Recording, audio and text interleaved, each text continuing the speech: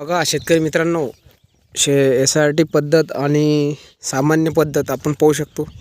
SRT पद्धत म्हणजे फडमध्ये हे असते, म्हणजे डवरा वखार चालू शकत नाही आणि त्याच्यात कोणतीच कामगिरी चालू शकत नाही.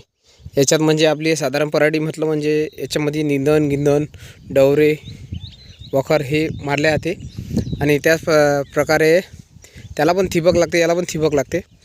पण जे समजा त्याच्या शून्य मशागत शेती आहेत ते परवडते. आणि याच्यामध्ये असं आहे मित्रांनो, साराच याचे हे लागते, मजूर लागते, त्याला निंदायला मजूर लागते, वखार लागतात, डवरे लागतात.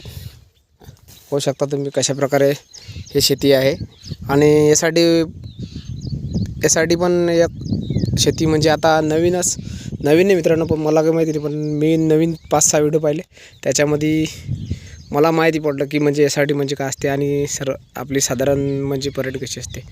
तर मित्रांनो, SRT म्हणजे त्याच्यामध्ये म्हणजे कसं सेंद्रिय खताचंच हे लागते आणि याच्यात रासायनिक खत लागते सर्वात जास्त. याच्यात पण सेंद्रिय खत टाकलेलं आहे अगोदर, पण त्याच्यामध्ये सर्वात जास्त सेंद्रिय खताचा उपयोग होते. म्हणजे आता मक्का आलं, हे झालं, समजा सोयाबीन झालं, त्याची गहू हे म्हणजे SRT पद्धतीने हे करू शकतात.